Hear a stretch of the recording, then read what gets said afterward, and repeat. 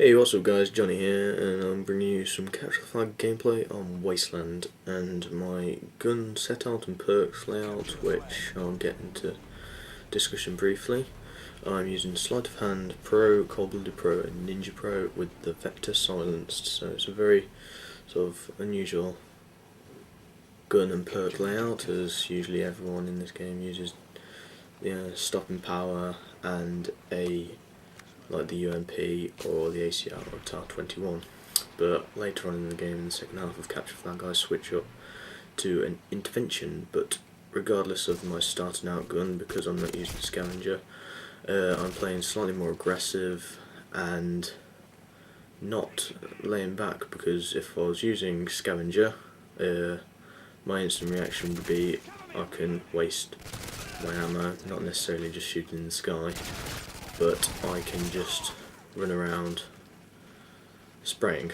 So you have to be very conscious about this. Now you see I've picked up a riot shield here, and I noticed that my teammate, I had a red dot on the screen, but because I picked up the riot shield, I guess I was kind of lucky to pick up no kills. And if you notice, all my team are on that side of the map, which means the spawns, even though, because it's an objective based game, the spawns can't fully switch over, they can spawn in the middle. And Wasteland is a very side orientated map, meaning that if you're on one side, the enemy team will be on the other, and I go on a little crazy riot shield streak.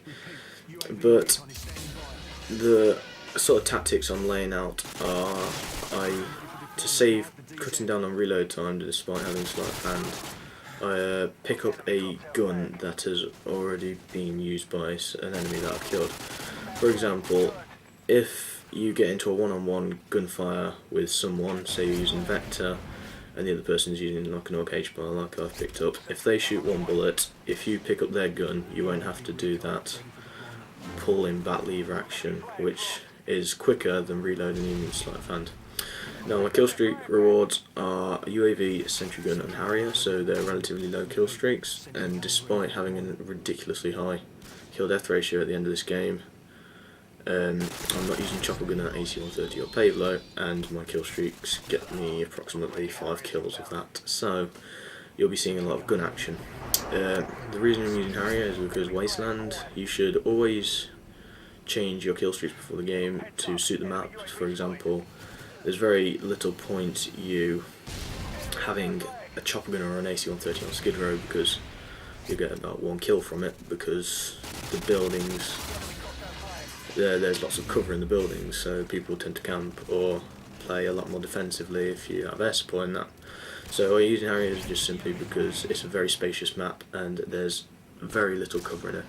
Now Sentry Gun is completely underused, but in objective based games it's very handy, and that gets me more kills in fact than my Harrier airstrike, because even though they go down in one knife, if you put them in one good place, that's good tactics. Now what I'm doing, I'm playing mainly in a party, so if you want to go for these good scores and win the game, I'd strongly recommend playing in a party and cover most of the body. However, that is my only death of the game, because I was foolishly not taking cover on the majority of my body, so I went out in the open and it resulted in me dying. Now I switched up to the intervention because I thought I was initially going for a kill streakless nuke, but that went through and I didn't change my kill streaks in time, so I thought let's just continue to play it. Now here you see I switched out as soon as I got 1 kill. I picked up the guy's gun because a SCAR H is stronger than a USP 45, which is quite common sense, even though the sort of switching gun action is a lot slower on from a main weapon to a sort of another main weapon like an assault rifle to a light machine gun. That'll be a lot slower than a assault rifle to say a pistol, which is what you have to consider really. And the main reason why I'm using sleight of hand is because it gets you out of very many tight situations. You'll have the upper hand on people if you're 2 people 1-on-1. If you also have aim down sight, that's a lot quicker. you'll be benefited greatly. Now, there's my friend who's just captured the flag. I said, oh, I'll give you cover, but it didn't really fail, and I kind of suck at quick scoping, hard scoping in that situation. But there's 7 seconds left in this round, and I think I do not get this thing, but mainly this video is to sort of talk tactics and teach you how you can sort of win the match. And I capture most of the flags, well, some of the flags. I think I captured 2 in this game, and just sort of give you tactics on how you can have a high win ratio and a high kill death ratio, which most people think you can only have one or the other. As you see, I've just captured my sentry gun here. Playing in the party is a main part of this winning and getting a high kill death ratio.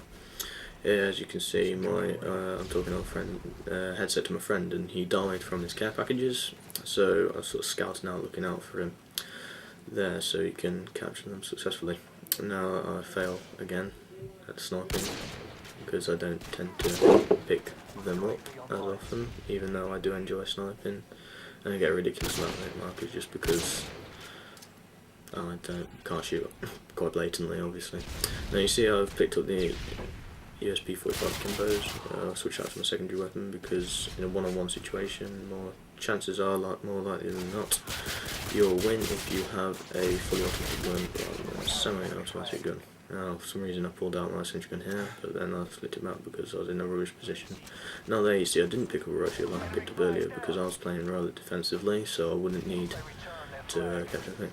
Now, sentry gun, this is the cave area in Wasteland, is where it's quite a high traffic area, and because the spawns in objective based games they can only really be on one side of the map. If you dominate those areas and you can sort of manipulate the spawns to your favour, especially playing like domination or very objective based games, but although in like domination the spawns can swap, which is quite a bad thing to happen. If you're all up in their spawn, they can just turn around and stab you in the back as such. You see my Harry's just been taken down in a minute or so. Basically what I'm doing is I'm playing I'm always in cover, and I see there's loads of red dots on the map. So what I do is I pick up my sentry gun, and because I know they're going to come from there, I instantly move my sentry gun to that position to enable me to get the maximum amount of kills as I can.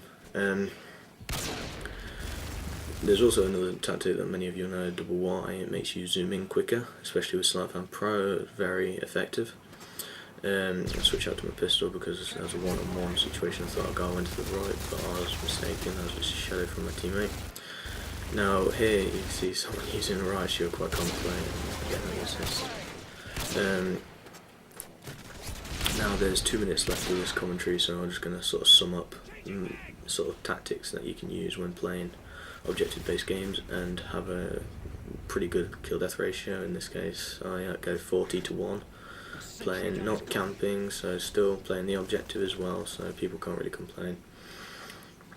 Also I think people need to have sort of an instant reaction to use that, push down that right stick to melee rather than shoot. It's very beneficial. For example, I go and capture another flag here, and another tactic is you're also only as quick as the gun on your back. Like in Call of Duty 4 you used to change to your pistol and you'd move ridiculously quicker. Just that's how it worked in Call of Duty 4, Call of Duty 2, and Call of Duty 1, they were the only ones I played. And see, that's my instant reaction to knife the guy. If I carried on shooting I would have died. So you're only as heavy as the gun on your back, you can only run as such, so there's no point in really changing to your pistol to run quicker, although I may be wrong. But especially if you're using a right shield, your mobility is very limited, so you've got to choose a class that's very map suitable. As you see, we are winning 6-0. I'm not sure if we capture this flag, but that's another very... if you want to go for the high kills, you want to be in sort of highly concentrated areas around the map, like for example this cave and this sort of alleyway running down the whole map is very concentrated, so you want to stick to those sort of areas, but sort of also go around the sides of maps, keeping heavily in cover. It's also like the tactical layout. I don't play tactical layout personally because I can't really do it. I always just can't. It's just where I am. I can go into prone quick enough, as like Cnan has talked about it. Why play default if you want to get your body into cover as quick as possible? So it's sort of tactics like that simply that help you out greatly.